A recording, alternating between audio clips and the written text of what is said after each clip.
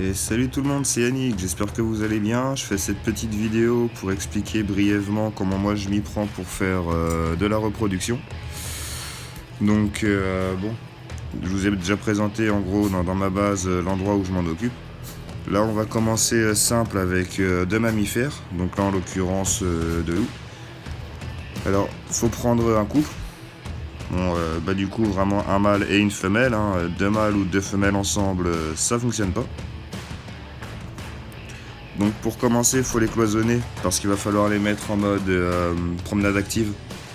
Sauf que faut pas non plus qu'ils puissent aller trop loin, qu'ils puissent comment dire, trop s'éloigner et du coup que la repro foire.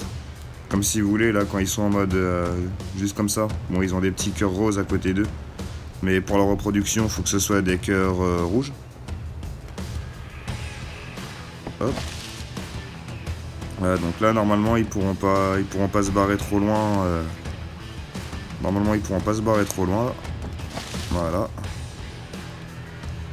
Donc, comme je disais, on commence par les mettre en activant la promenade.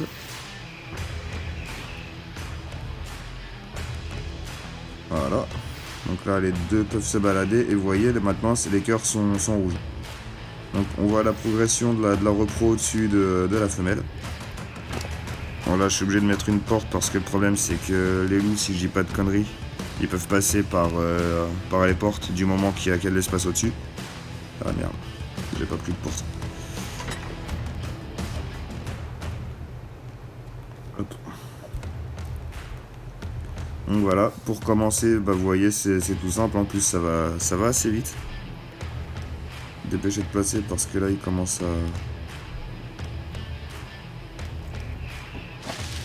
à bouger. De toute façon, normalement, si je dis pas de bêtises là par l'extérieur, je peux voir. Non, j'ai que le mâle qui dépasse. Donc, je vais pas pouvoir surveiller de l'extérieur. Mais bon, ça encore, c'est pas trop grave. De toute façon, là, bon, vous voyez, on était déjà à 25%, donc ça progresse vraiment très vite. Et si je dis pas de bêtises, les cœurs ne seront plus en rouge après, vu que la femelle aura un temps avant de pouvoir se reproduire à nouveau. Vous voyez, 60%. Donc voilà, c'est tout. Là, jusqu'à là, c'est tout simple. Suffit d'attendre en fait. Là, je ferai un cut après pour une fois que le petit, le ou les petits, comme peut y avoir des jumeaux. Voire des triplés, ça m'est déjà arrivé. Triplé, ça m'est arrivé une fois déjà avec des Rex. J'étais content, en plus ils étaient vraiment très haut niveau, donc ouais, ça avait été plutôt cool. Franchement, ça avait été plutôt cool. Mais en gros, pour la reproduction, là au début, c'est toujours le même schéma. Que ce soit pour des mammifères ou des ovipares, je crois on dit, ceux qui pondent des œufs. Jusqu'à là, c'est un peu le même système. Et il n'y a que pour les œufs, donc les ovipares, où ensuite il faut les placer au milieu de. Enfin, moi je les mets au milieu de l'air conditionné.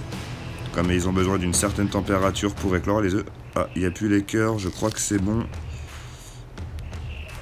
Laisse-moi rentrer.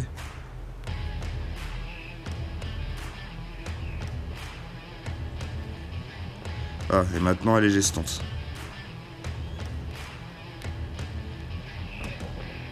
Bon, bref, là donc du coup maintenant l'accouplement a eu lieu. Donc du coup je peux briser mes... je peux briser mon cloisonnement.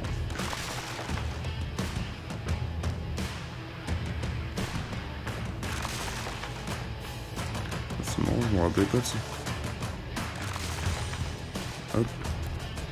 Donc du coup il n'y a plus besoin que ce soit en mode balade. Viens là toi. Voilà.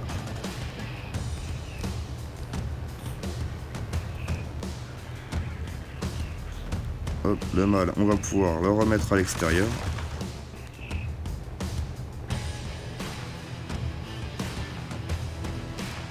Donc voilà, là vous voyez dans 4h08, elle va mettre bas.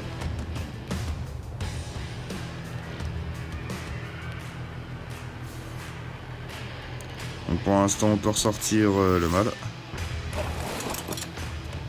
Et la femelle, elle, je vais la laisser à l'intérieur. Comme ça au moins, comme le petit généralement, une fois qu'il est sorti, par exemple les câlins, etc., il les veut à l'intérieur. Donc ça vaut mieux qu'il soit déjà à l'intérieur.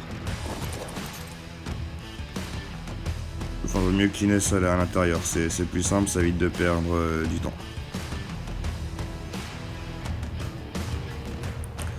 Bon voilà, écoutez, je fais un cut et je vous montrerai la suite après. Donc comment ça va se passer dans 4 heures, une fois le petit sorti, tout ça.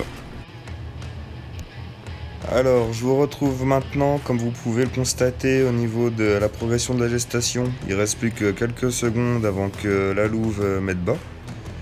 Donc, comme ça, j'ai en profité pour vous expliquer ce à quoi il faut faire attention, ce qu'il faut faire. Alors déjà, un truc qu'il faut penser à prévoir, c'est d'avoir le type d'aliment que l'animal mange sur soi. Parce que, à savoir que tant qu'ils sont bébés, il faut... il est où?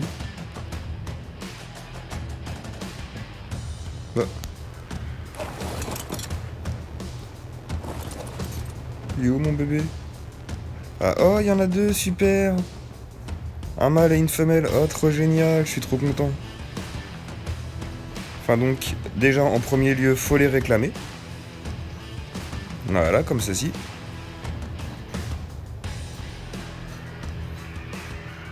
Hop. Et une fois réclamés, tant qu'ils sont bébés jusqu'à ce qu'ils soient juvéniles, faut les nourrir à la main. C'est-à-dire directement dans leur inventaire mettre... là par exemple ce sont des carnivores, donc du coup de la viande. Mais ça faut bien faire attention parce que autrement ils peuvent mourir assez facilement. Et là vous voyez en dessous tribu machin, il y a marqué veut marcher à l'intérieur dans 3h35.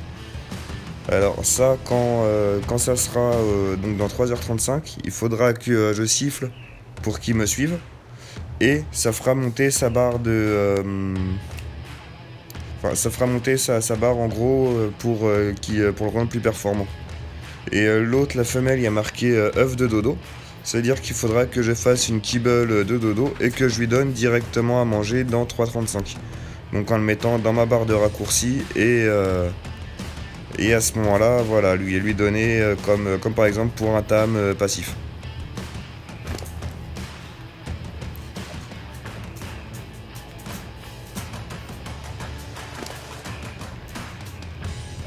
Voilà, donc à ce moment-là, c'est comme ça que ça se passe. Donc après, une fois qu'ils sont juvéniles, il n'y a plus besoin de les nourrir, comme je disais. Et puis c'est... Voilà. Principalement, c'est ça.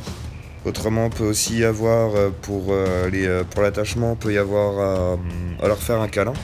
Alors, câlin, c'est très simple, il suffit d'appuyer sur le bouton au moment où il le demande, en fait.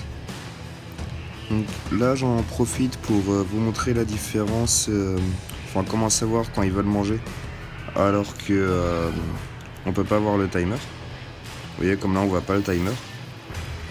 Et lui, pareil. Et vous voyez, lui il a la petite tétine au-dessus de lui, alors que celui-là ne l'a pas. Et d'ailleurs par rapport à tout à l'heure, quand ils étaient bébés, vous voyez qu'à côté de leur nom, on voit la mangeoire. Donc ça veut dire qu'il n'y a plus besoin de leur mettre de viande, ils se nourrissent tout seuls.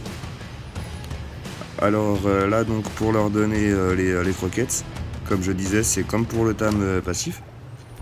Vous mettez en barre rapide la croquette qu'il demande. Vous vous mettez sur lui et vous lui donnez directement comme ça. Et voilà, et là on voit maintenant qu'il veut un autre type de croquette. Alors la prochaine ça sera le carbonémis. Donc du coup il suffit de faire la croquette tout simplement, de faire la croquette de carbo comme on fait habituellement. Alors attendez, je cherche rapidement la recette, comme ça après, comme ça en même temps là je vous montre rapidement comment ça se passe pour faire les croquettes. Alors moi personnellement je cherche toutes mes recettes sur Dododex. Comme c'est très bien fait, on trouve toutes les recettes très facilement. Alors donc, hop, Dododex. On va dans l'onglet croquettes au niveau du menu. Croquettes arc mobile. Et donc Carbonémis.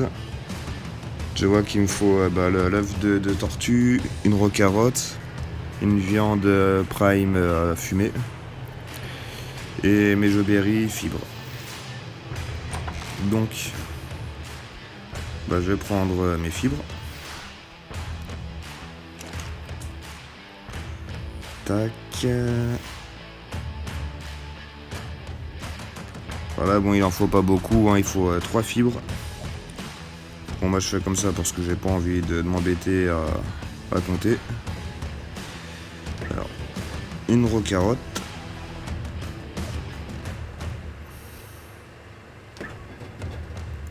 Deux méjo berry.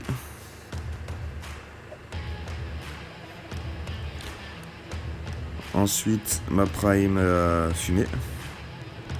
Donc si vous savez pas, pour fumer de la viande, faut aller dans les corbeilles à conservation, mettre de la viande prime cuite avec du pétrole. Et pour les viandes normales fumées, c'est pareil, sauf que c'est avec une viande normale. Et ensuite, bon, moi j'utilise la cuisinière, mais si vous utilisez la marmite normale, faut rajouter de l'eau. Une dose d'eau, donc une gourde par œuf. Carbonémis. Tac, il m'en faut un. Et directement là, je mets tout dans la cuisinière. Ou du coup, dans la marmite, vous mettez tout. Tac, normalement, j'ai rien oublié. Et voilà.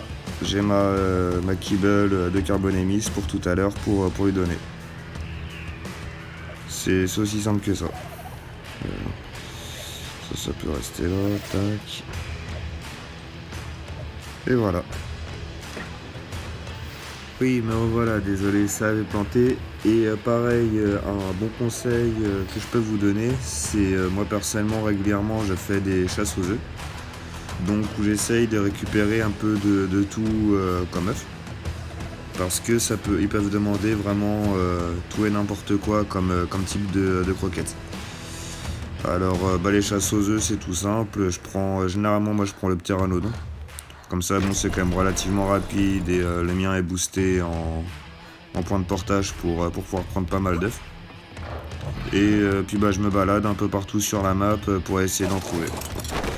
Alors là, vous voyez, par exemple, pour un des petits loups, là, j'ai mal fait mes chasses parce que j'ai pas de dimétrodon. Et comme par hasard, ça fait partie des œufs les plus casse-couilles à avoir, je trouve. Comme faut aller dans les marais et il y en a vraiment pas souvent. Ils sont vraiment pas évidents à trouver, donc j'espère que là, je vais avoir assez de chance et réussir à en avoir quelques-uns quand même. Enfin au moins un. Comme en plus c'est pas forcément l'endroit où on a le plus de visibilité. Et les dimétrodons, il y en a pas tant que ça. Donc j'ai plus qu'à croiser les doigts et puis espérer que je vais tomber sur un dimétrodon femelle qui aura pondu en me baladant. En essayant de ne pas me faire attaquer entre temps par des titanoboa, etc. Parce que le problème c'est qu'ils empoisonnent et ça peut être chiant.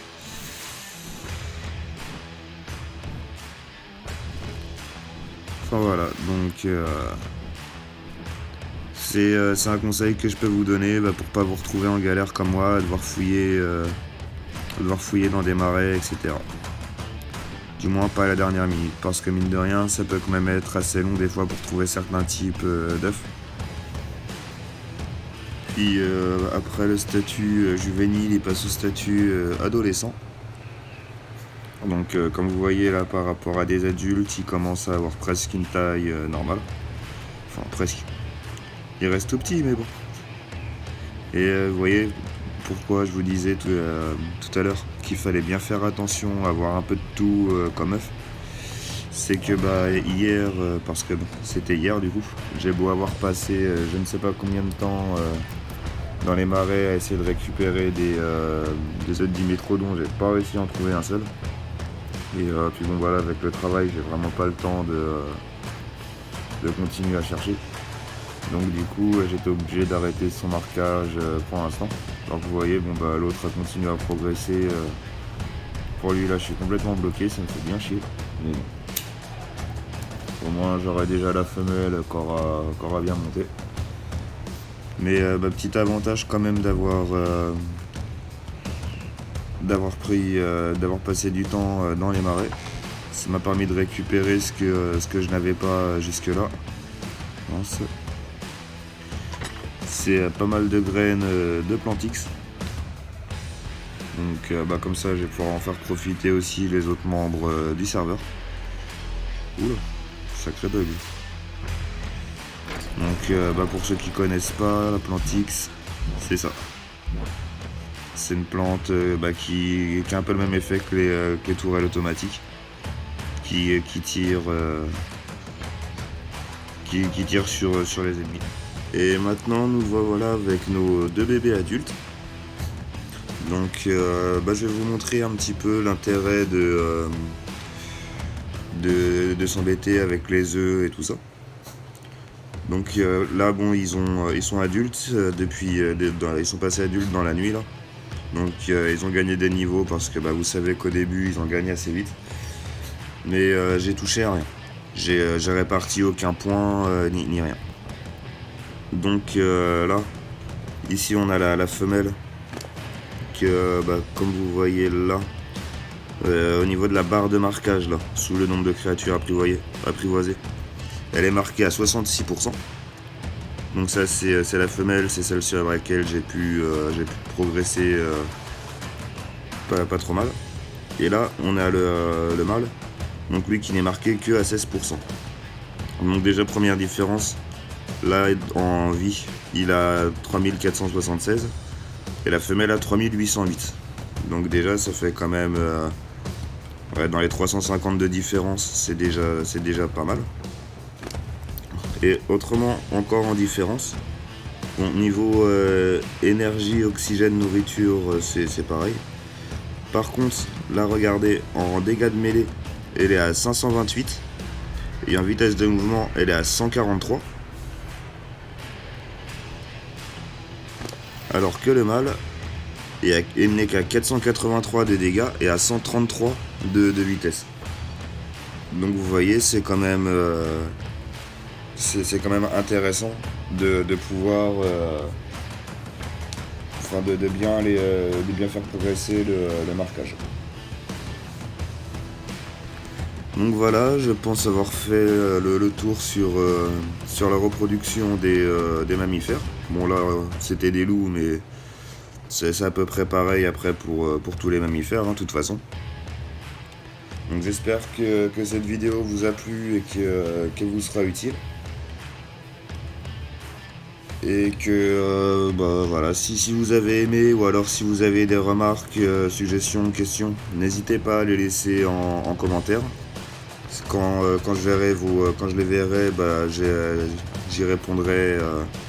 Si je peux vous donner des informations complémentaires, il n'y a pas de problème, je le ferai avec plaisir. Bon voilà. Je vous remercie si vous avez réussi à tenir aussi longtemps, parce que c'est vrai que la vidéo était plus longue que ce que je pensais faire au début, mais entre temps j'ai décidé de rentrer quand même pas mal dans les détails. Voilà. Donc écoutez, je vous souhaite une bonne journée, un bon jeu. Portez-vous bien et à la revoyure.